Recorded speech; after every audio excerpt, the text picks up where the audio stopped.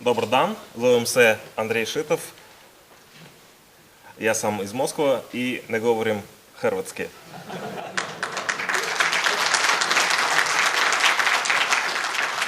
I'm going to talk about how to live with Perl and how to use its new version, Perl 6. Well, in fact, my talk is about how to live with both 5 and 6. And here 5 stands for both 5.8.8 and 5.10. So there are plenty of versions, but all of these are Perl. Perl is a language which exists about 20 years, and my talk is a bit more technical, so I will add some pictures here to have additional fun. For example, here in Croatia we have such clock which have 24 hours on its dial, and time measuring in Perl is a separate question. Version 5.0 appeared more than 10 years ago, and then we had several 5.someone version, and the last version 5.8 appeared in 2002, and we have 6 years before we had new version 5.10. 5.10 appeared in the exact date of 20th anniversary of Perl. And we have also 6.0 with the date unknown. Well, in fact, developer says that the date is Christmas, but the year is not specified. In fact, development of 6 began in 2000. In this year, we had plenty of RFCs where people talked about what they wanted to see in Perl 6. And after these hundreds of RFCs appeared, Larry Wall, the developer of Perl, combined so-called apocalypses, this is a set of documents with design of Perl 6, and several people prepared additional documents, exegesis and synopsis, with detailed explanations of what apocalypses meant. Well, in fact, Perl 6 is extremely different language. It is not Perl 5, and programs which are written in Perl 5 will not work in Perl 6 until the compiler allows it. Well, again, here is Zagreb, and this picture illustrates the mess of Perl 5. And Perl 6 can be illustrated by this unknown hero who in the early morning will clean all this mess. Perl 5 is not Perl 6, but it is not a problem to have backward compatibility, because when we switch to version 5, we also have problems with version 4. These two versions could not come with one only compilator. The major idea of 6th version of Perl is that it is not a language which should be interpreted during its runtime. The program, or as you could formally know, Perl script, first comes to the compiler, and the compiler converts the program into bytecode, which then is executed by virtual machine. So when you are in runtime mode, you only have bytecode and virtual machine, and it should work very fast. Well, of course, this idea is not idea from Perl development. This idea in Perl converts into such plenty amount of languages. All of these languages should be converted to bytecode, and that bytecode should be run under Parrot virtual machine. This VM is called Parrot because it simply do what it reads from the bytecode. And when you say Parrot, you apparently have to know very many abbreviations which refer to different variants of Parrot assembly language. The idea is the same, like, for example, Microsoft.NET, but in this case, Microsoft.NET has its own languages developed by Microsoft and some additional languages developed by developers from third party. And a very simple idea with Java, but we've got only one language for one virtual machine. To run Perl 6, you definitely need a compiler. Compiler was first version of compiler was included in first version of Parrot virtual machine, and it was in languages /Perl 6 directory in that Parrot. Then we had several modules, Perl 6 double colon something, which you could add into your program in Perl 5, and then after you add this directive, you could use some constructions from Perl 6. The major branch in Perl 6 development is so-called POX. POX is a program that was written in Haskell language, and I will talk about it later. And the most recent tool is Rakuda. Rakuda, in fact, is the loop in time. It is part, but this part was free. This part stopped its development several years ago, and after years, it began to work again. So POX, the compiler made with Haskell. It is the major compiler which we had for about 3 or 4 years, and it was the only tool which we could play with and try different aspects of Perl 6. So the main advantage of this tool is that it covers Perl specification very well, but it needs the latest version of Haskell compiler, and this picture shows the files I need to compile Perl 6 POX on my machine, and definitely it's not Linux. It is very slow because, first of all, it's Haskell and it works not as fast as I wished. But it contains a test directory which is now official test for Perl 6. By the way, Perl, here in Russia we have no domain perl.ru because it is used by some people who don't want to spread it for Perl. Italian is the best, and they even should have to write this domain in this manner. Not only virtual machine is the main idea of Perl 6.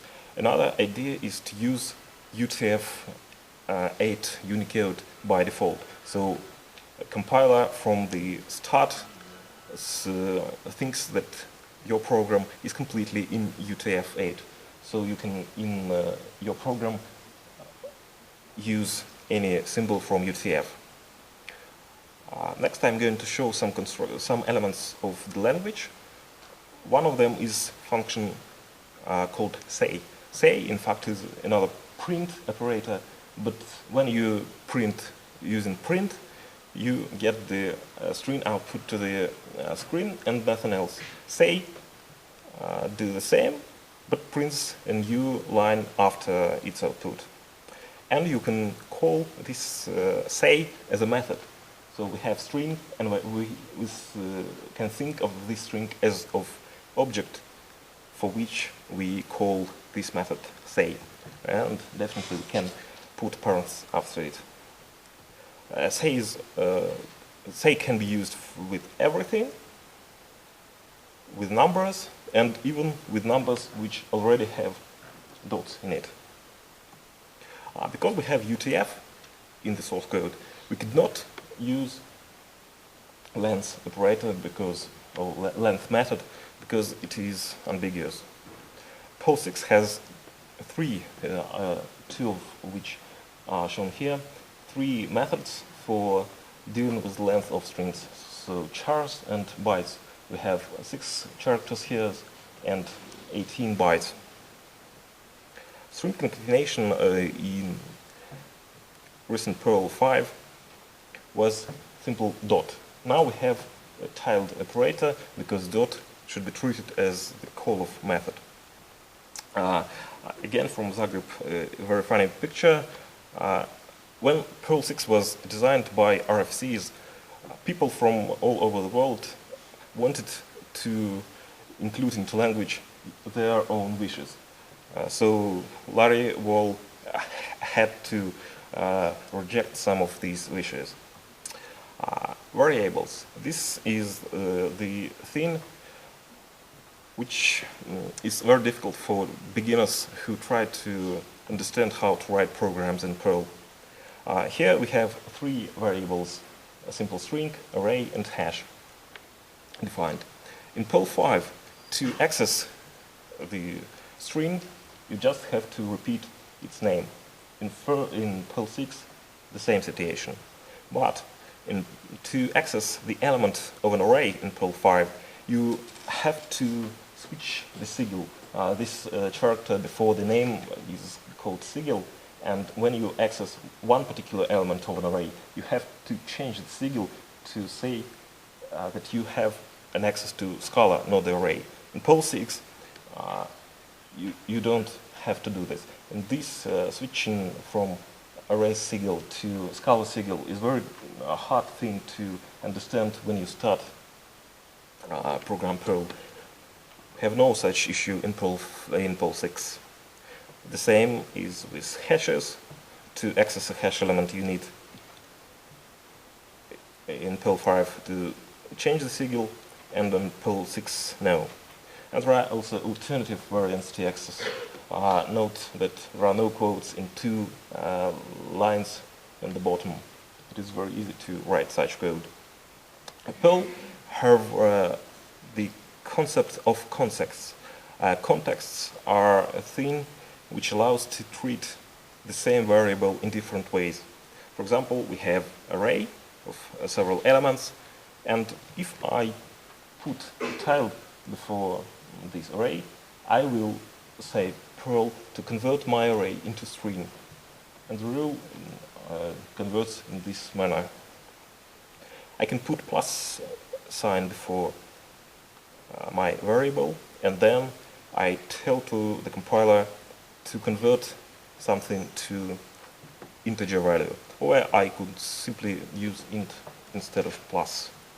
I could even have nested context modifiers. For example, here I convert array first into hash and then into string.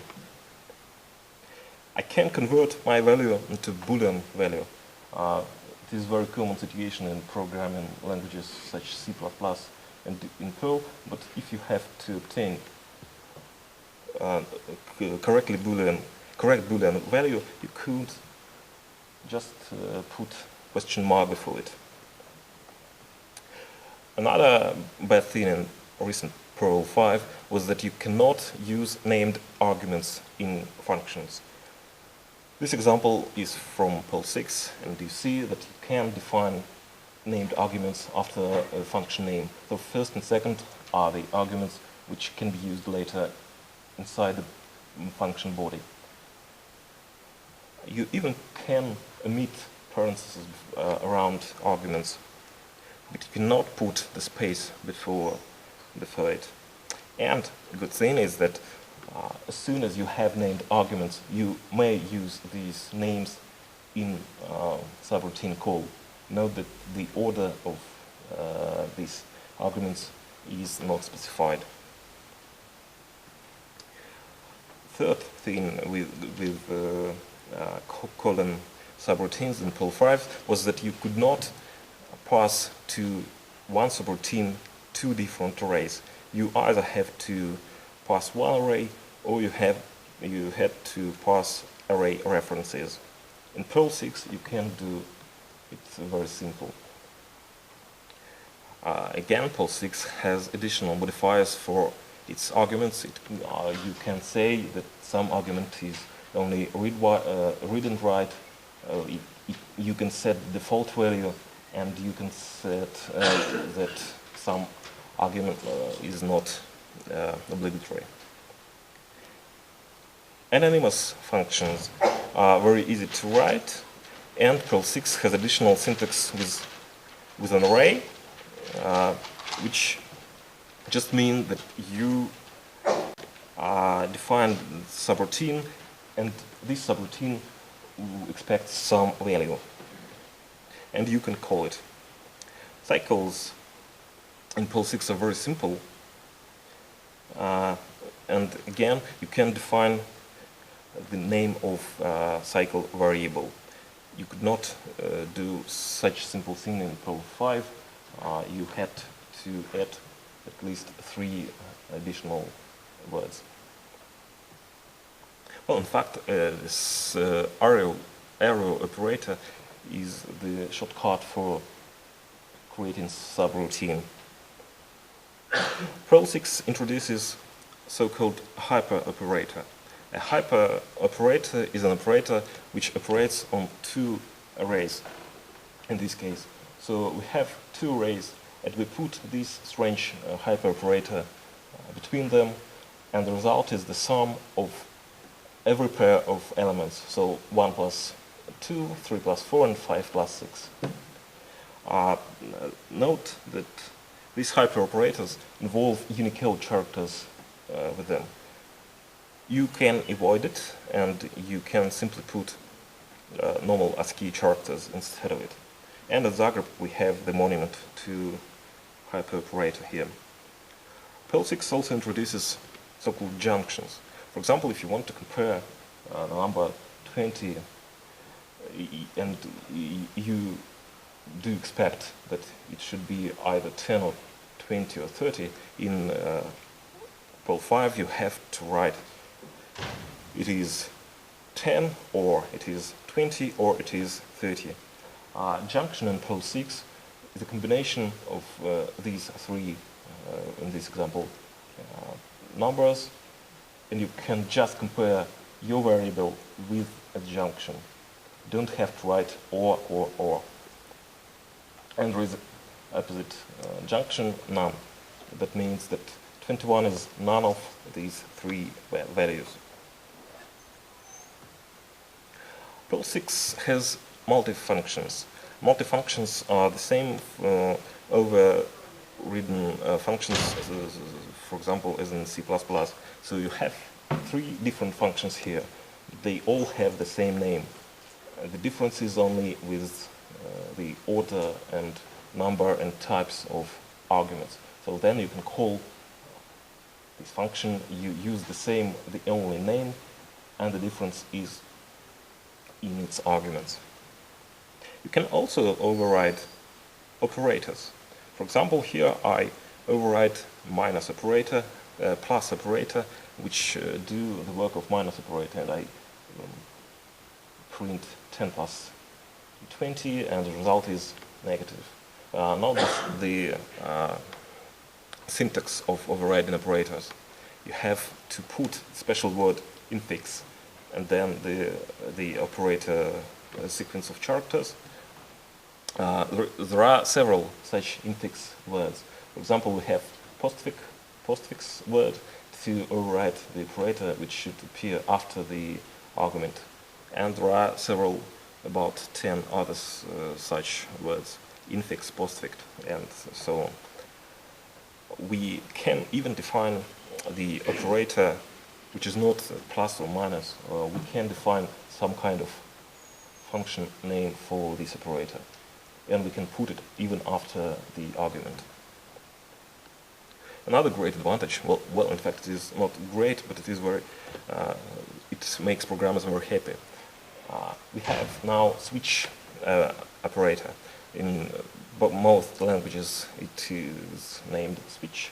In Perl it has 2 special words, given and when. You can open given block, pass to it a variable, and then have several when blocks, which use as a simple case choose in C++. And definitely you have default. But it is not only nested if. Note that here we have in first 2 whens simple text, and then we have regular expression in the same place after when.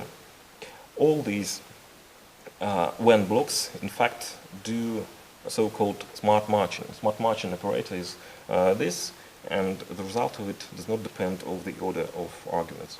Smart marching is in fact the combination is a table where on its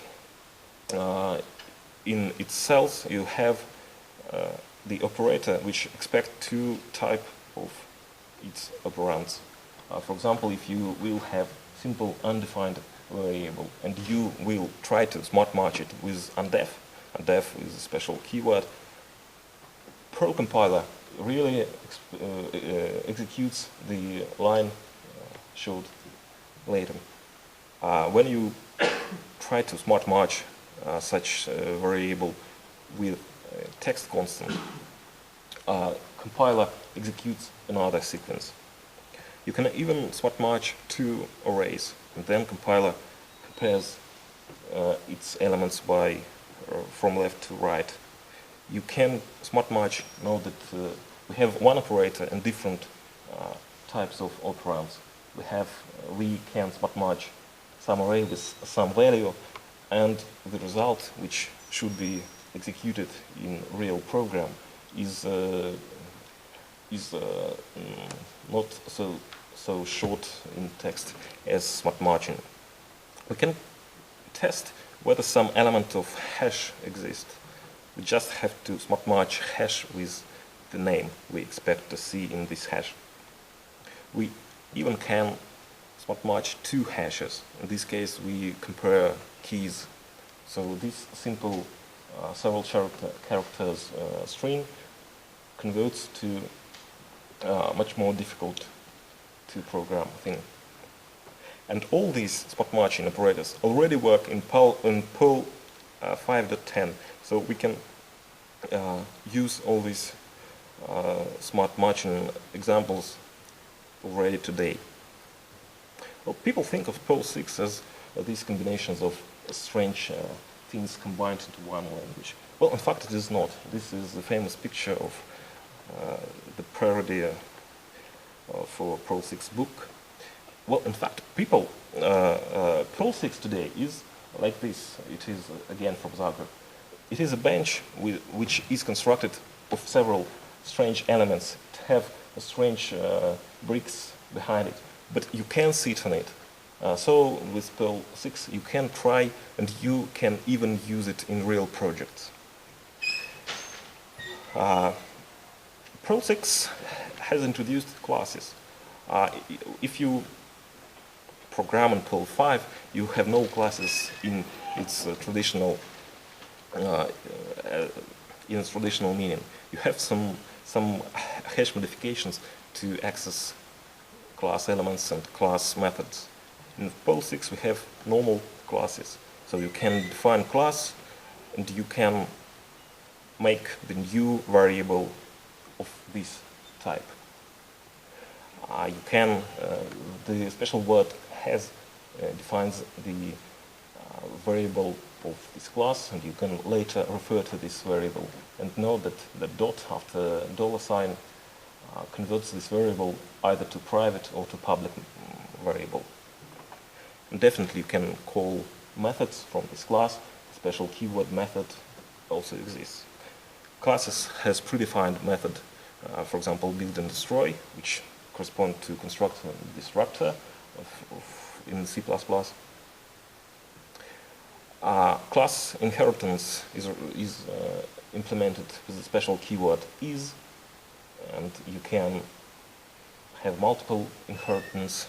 The order of these classes doesn't do anything. And you have roles or interfaces. Instead of keyword is, you can put keyword does, and this class will import in an interface from some interface named role. As I said, Perl 6 first was mentioned in about 2000, and in 2003 O'Reilly published the first ever book about Perl 6. It is Perl 6 Essentials, and the second edition of this book is Perl 6 Unpaired. Half of this book is devoted to Perl 6 and half for Parrot. In fact, programming Parrot is not the thing you need to know to successfully program Perl 6. This book was translated into Russian, but no, the second edition was published in 2004, and Russian translation was published 1 year ago. So we have 5 years after Perl 6 appeared, and we have only after these 5 years the first book. There is also the book Perl 6 Now, which was published in 2005, and this book explains how to use Perl 6 elements when you have only a compiler for 5th version. And another book, which was expected to be published in 2007, I ordered this book in Amazon, but I had at least 10 mails with where I were first it has to be published in 2007, then it has to be published in 2008, and the final email told that this book cancelled. I have written a number of articles in Russian magazines, but you know again that this camel looks like a parody again. But after we have Perl 5.10, we have to use some elements, and we can use them from Perl 6 already today. It is a very difficult task to switch to Perl 5.10, because when you have this compiler on your web server, you have to recompile almost entirely Perl modules you already had installed, some libraries you already run. But after several hours, you get Perl 5.10 and it works. To access elements from Perl 6, so the elements from future in Perl 5.10, you have to use special instruction use feature, and you can prescribe which features you want to use. State feature, one I didn't tell, is again like in C++ a static keyword. So you can modify the variable C, and after 3 calls of this function you obtain the result 1 to 3. That means that this state variable remains its value. We have also so-called defined OR operator in double slash. This operator returns the first defined value. For example, in the second line we have a variable C, and we are going to compare it with variable 3. The result is 0 because 0 contained in C is already defined variable. The former double vertical bar operator, which was only available in Perl 5, returns another value because it expects that it thinks that E, which contains 0, is undefined variable. And today, after we have several years with Quarks, we can use Rakuda. Rakuda is a new compiler which comes with Parrot. The name of Rakuda is in fact the Japanese Rakuda Do, which means the way of the camel. And it was shortened to Rakudo, which in Japanese means paradise, accidentally. We have to compile the whole part, and then we have to go to languages Perl 6 directory and type make Perl 6. And we have simple command line utility Perl 6. Rakuda already have some elements from real Perl 6 which can work. For example, we have binding operator column equal sign, and it creates the reference to the variable, to some variable, but this reference has no syntax differences with ordinal variables. We have some kind of what operator. In fact, it is some kind of reflection methods we have in Perl. So I have here the class named language, and in these lines I'm trying to I'm creating some variable, And then I'm trying to understand what I have in this variable. So this line prints the name of class language. Perl 6 already have implemented a try block, which was already designed in Perl 5. We can use try and we can dive within it in the program loop, and the program continues. Perl 6 has very much improved regular expressions. I'm not going to talk about every aspect of it, but and PHP is not a language in this example. Perl 6 has implemented within the language. So grammars, so you can define your own programming language within Perl 6 program, and you can use this grammar to parse everything. Perl 6 allows to make the variable and to tell which class this variable is of. We have so-called async block. Async definitely means asynchronously, and if you have a hyperoperator which could make some operations on two arrays, you could parallelize these operations, and if you have appropriate hardware, this async block allows you to fasten your program. Perl 6 also have atomic block. For example, in billing system, you can say that you put from one person some amount, and you give to some person this amount, and this operation should be done atomically. Well, in fact, that's all. Thanks for listening, thanks for coming, and use Perl.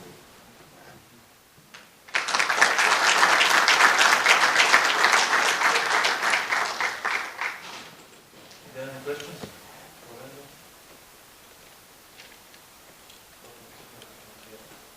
I didn't have a question to say. I just wanted to set the record straight. There are many languages from JVM actually. So it's not just Java anymore. Okay, I can change this slide for the future. But the main idea is that if you have a parrot virtual machine, you just can make a compiler for every language already exists. And when you have, for example, .NET virtual machine, you have to make your language in such a manner so it can be suited with this virtual machine.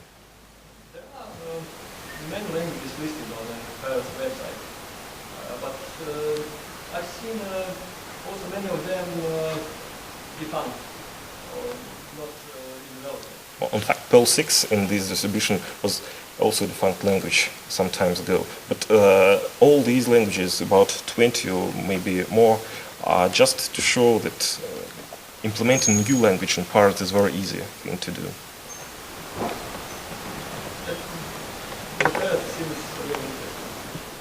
And we have already a mod Parrot module for Apache web server.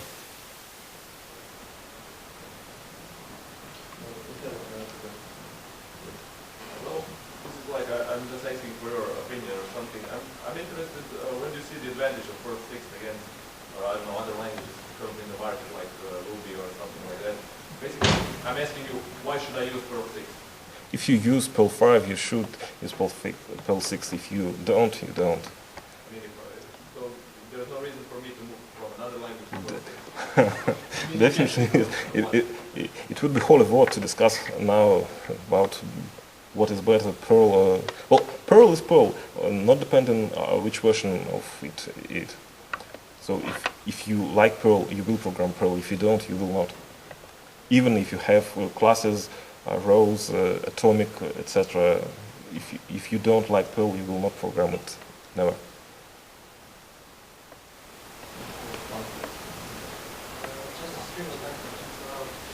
Perl 5 was very popular just because it could do one-liners and regex efficiently. So how does Perl 6 stand on this? Because you have to decompile the one-liner just to basically some similar. You mentioned regular expressions there. Excuse me. Could you repeat this? So the main point was Perl 5. For most part, it was one-liners. Okay.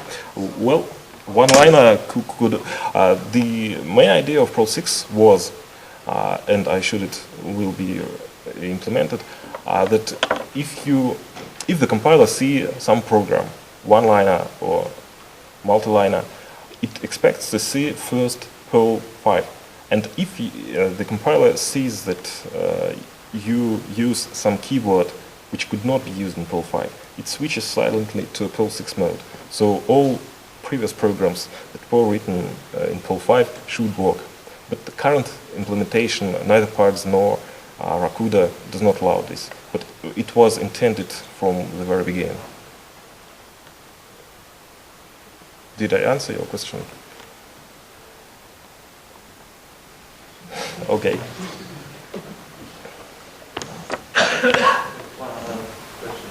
Will the execution of Perl 6 programs on virtual machines increase performance? Definitely yes. Why not? How much? How? If we have a language which is interpreted and we have a language which is executed from bytecode, definitely we have at least tens or hundreds times in speed increase.